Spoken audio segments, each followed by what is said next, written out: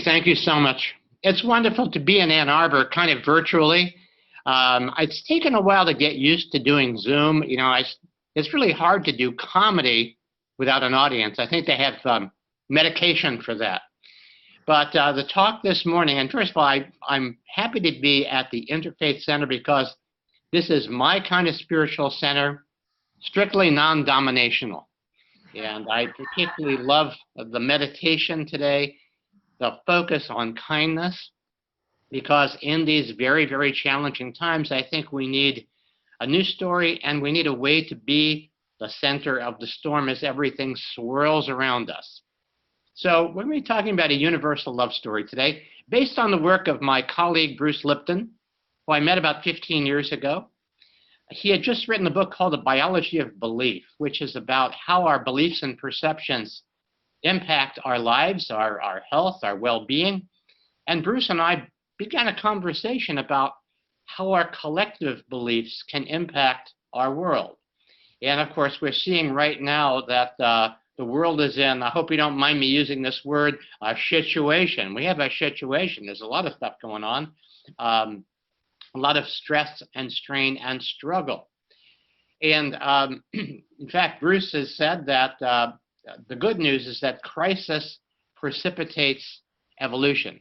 And as we look at all of the conditions and concurrent crises around us, we can see that the chances of precipitation are about 100%. So how do we be with this? How do we recognize a bigger picture that perhaps tells us that we're in a place right now, as somebody once said, that perhaps there's a light at the end of the rabbit hole as we go down and look at all of these conditions. So we are actually look at the confluence of crises. We have economic, we have ecologic, we have political, we have spiritual, we have climate change. All of these things are converging on us simultaneously, and we're seeing that this is happening, and we're wondering, well, what can we do about this? Well, it turns out that many people who've really looked at the conditions of the world are going, we need a miracle. We need a miracle. Well, the interesting thing is that there's actually a template for miracles, and it's called spontaneous remission. That perhaps we know people, or maybe somebody very close to us was diagnosed with a life-threatening illness. They were told basically there's nothing that medicine can do for them. And something happened, something internal happened, something miraculous happened. And they had what's called a spontaneous remission. Whatever that condition was disappeared by magic, seemingly. A doctor, Louis Mill Madrona, about 15, 20 years ago, decided that he was going to study these anomalous healings to see if there was anything that was common to these healings. And he found that in interviewing hundreds of people who had these experiences, there was one thing that seemed to be a common situation. That was they all experienced what they called a change of story, a change of story.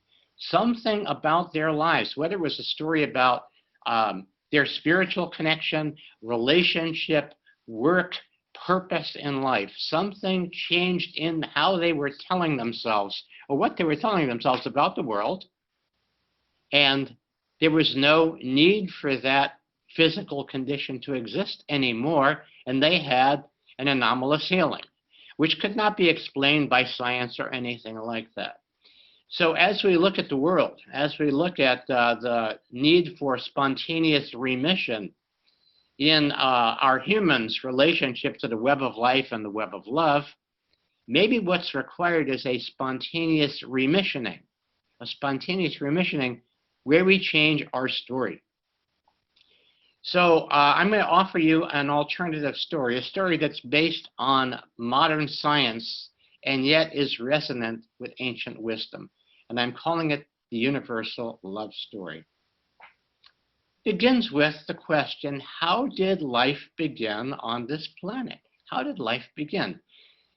You know, the native peoples have a very interesting idea that actually resonates with what we're learning is reality of how life began. They talk about Father Sky, Father Sun, and Mother Earth. And indeed, that's how life began. There was a spark of light from the sun that landed here on Mother Earth and created an interactivity called photosynthesis. And that was Father Sky, Mother Earth combining, and all of a sudden this child, this blessed child called life, emerged on Earth. And it happened, we were single cell organisms in those days. I don't know how many of you remember back that far, back to where we were single cell organisms, but we existed for billions of years simply as single cells. And then as life moved on, there was another stage that was required. And in this universal love story, that was Act 2, where these cells decided that they were tired of being single and they wanted to have a relationship. And so these cells began to relate to one another and became the first multi-cell organisms.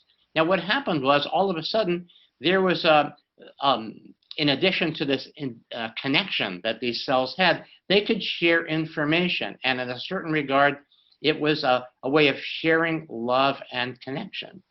And this continued for many, many, many more millions of years. And then something else happened. We had Act 3 of this universal love story. Act 3. What was the third act of this universal love story? Well, it was these cells coming together in large, large quantities and becoming cellular communities. And in fact, you and I are communities of upwards of 50 trillion cells. And what's very interesting is that these cells all get along. We have underneath our skins, we have a community that has universal health care, full employment, no cell left behind. No cell left behind. And the organs actually in our body actually cooperate with one another. We never hear about the liver invading the pancreas, demanding the islets of Langerhans. We never hear about that anymore. So actually, if we were as smart as ourselves, we would recognize that every phase of human evolution, every phase of evolution of life on this planet involves increased connection, increased community, and increased love. And so Act 3 of this universal love story was we are multi-cell communities, very complex organisms. Well, then there's Act 4. Act 4 is these organisms like you and me, like the animals, the birds, the fish, all gather together in communities of their own. They all gather together in communities of their own. So we have tribes of humans, we have herds of animals, we've got packs of dogs and wolves, we've got flocks of birds, we have schools of fish. And these levels of organization are exactly where we are right now. And if we look at our human community around the planet, we see that we have organized ourselves as nations, as tribes, and all of that. And we see that we're at the limit of that level of organization. That level of organization, we see ourselves that these tribes are in conflict with one another. And if we look at the current status of our politics in this country, we see that we've really been deeply divided into these two tribes, which really not only have different stories, they really have different realities. They have different realities. And so we are now in this stage, on the world stage, of a 4-act play. Now, of course, the Greeks had a word for 4-act plays. They were called tragedies. Tragedies, okay? Well, now the next question is, how do we shift this? Well, you know, the Greeks had a 5-act play as well. And 5-act plays were called comedies. Comedies. So we could look at the crucifixion, 4-act play, resurrection, 5-act play, tragedy to comedy.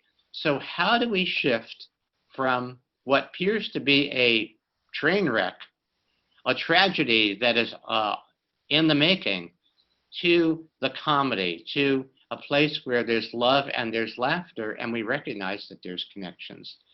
Well, it's by living and practicing this fifth act, this fifth phase of human beings recognizing that we're all cells in the same body called humanity, or as I prefer, humankind, because as that first song indicated, we become humankind through acts of human kindness, through living this love.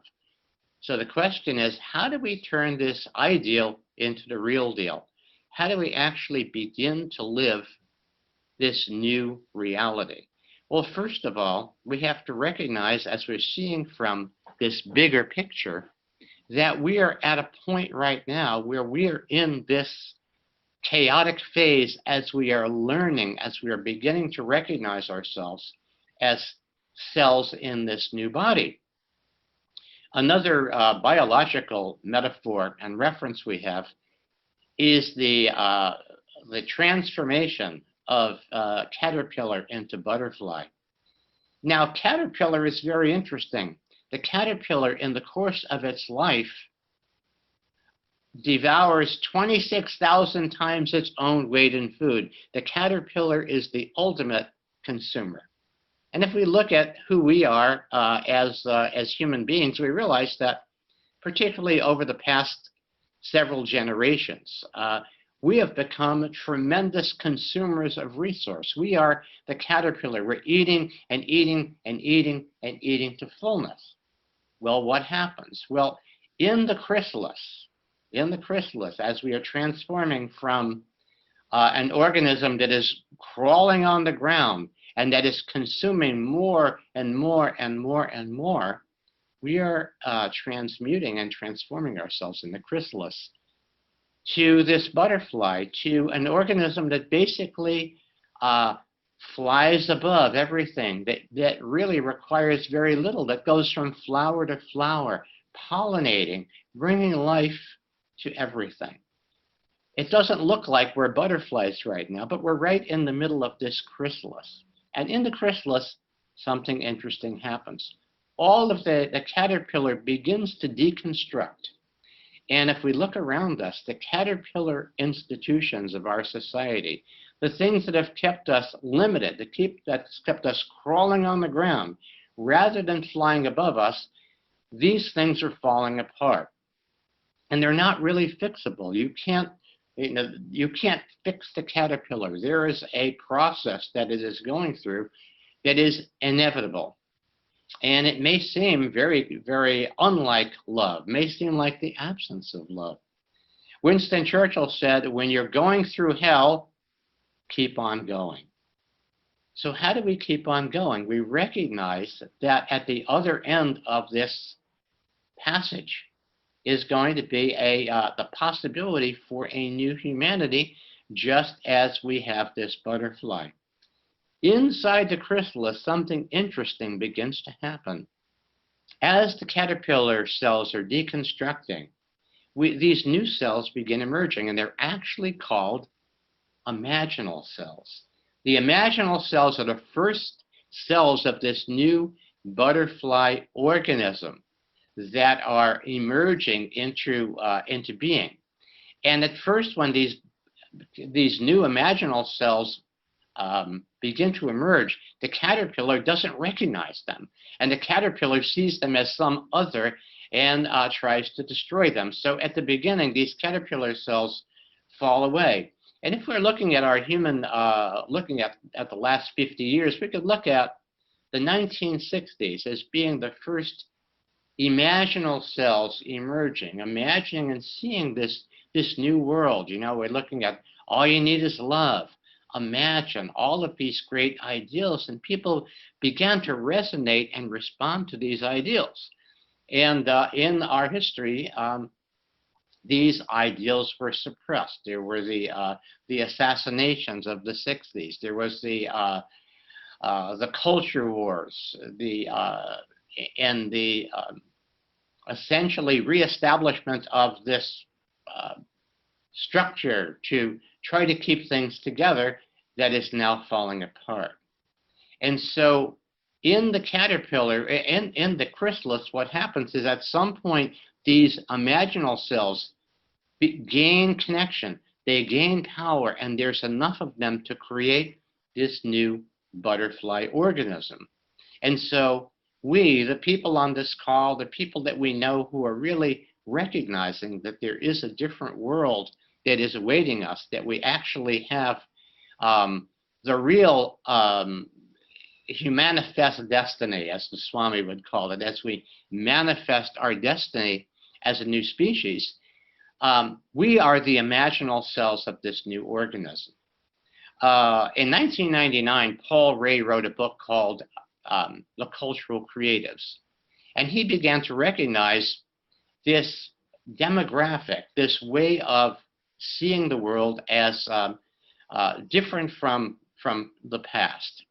And the imaginal cells, what he calls the cultural creatives, recognize that there is connection and recognize that evolution is emergence. It's not this or that, but both and that this new vision is not what we've had for the past 5,000 years, which is living by the rules of the lowest common denominator, but actually recognizing that we are all cells in the same body, cells in the same organism, and that what we've been experiencing in our lifetime as the old way begins to devolve, we're seeing that what we're suffering from is autoimmune dysfunction, that we have healthy cells fighting other healthy cells in actual warfare.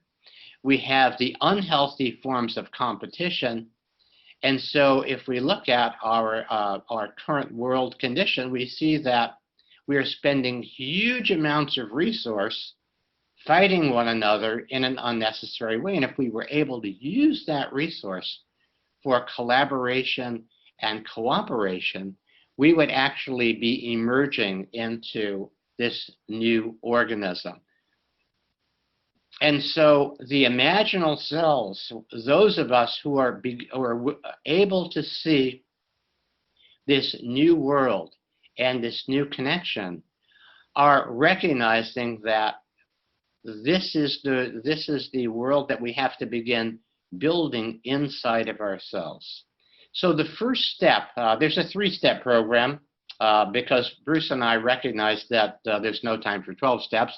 3 steps works 4 times faster. And the first step is the evolutionary awareness. It's the awareness that evolution is not survival of the fittest. Darwin has been modified. It's thrival of the fittingest, and that those that fit into this new environment are the ones that are able to survive and thrive. And so recognizing the power of cooperation and collaboration. We've just had this election where we spent billions of dollars fighting one another, and to a very dissatisfying conclusion where we're still at war with one another. And yet the vast majority of people in this country and the world would love to be working together for the greater good of all and for the betterment of all. And so in these times, we imaginal cells have to do 3 things. First of all, we have to recognize that this is a bigger picture and that we are headed toward this future where humanity actually begins this process of cooperation, and these 2 polarities of dueling dualities become dynamic duo dance partners. We need the sacred masculine, we need the sacred feminine, we need to all be working together. And so as we recognize that this is the evolutionary possibility, we have to cultivate evolutionary intention, and recognizing that every day when we get up, we have a purpose. We have a purpose. And our purpose is to move forward this new world where it's cooperation instead of domination, and where the rule of gold gets overruled by the golden rule. Finally, we have to cultivate an evolutionary practice where we do 3 things. Number 1, we connect ourselves with spirit. We recognize that each of us has that connection, and we don't need to have this be mediated through a priest or through a system.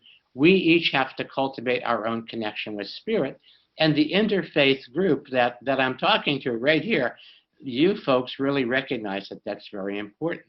The second thing we have to do is we have to connect ourselves with the web of life and weave ourselves back into the web of life and ask ourselves, is what we are doing healing to the planet? Our actions, are we doing things that are creating life on this planet? Are we using things that are going to be generating the soil, generating the web of life, and so on? And finally, the web of life, our connection with one another. Are we doing a practice? Are we doing things that are weaving ourselves into this practice with one another? Later on today, I'm happy to be offering this play shop called Defying Gravity, Using Levity to Uplift Us in Unfunny Times. And we're going to be doing this practice of learning what the Swami would call cosmic comic consciousness, where we use the power of humor to see beyond the dueling dualities and create unity through love and laughter. And we are going to be simultaneously practicing using these tools of the humorist to help us bring about this evolutionary upwising, where we wake up and wise up and do what we can to bring about this world that we know is possible. People ask, well, are we going to do it? And you know what? This is what's so amazing about life, is because life, it's unwritten. It's yet to be written. And it's not so much the power of prediction, but the power of intention. So in answer to, are we going to do it? Will we be able to do it? I'm going to quote the great philosopher and center fielder, Willie Mays.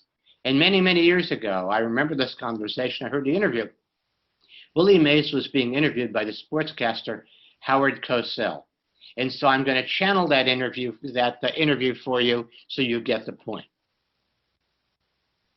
We're talking with Willie Mays. Willie, let me ask you this. Are the Giants going to win the pennant this year, Willie Mays? And Willie Mays said, I don't know, Howard. That's what we're going to play the game to find out. And so this is the tremendous opportunity that we have to leave the old battlefield for a new playing field, leave survival of the fittest for a world of thrival for each and all. We're here to regrow the garden and have a heaven of a time doing it. So thank you so much. I look forward to seeing you later on today.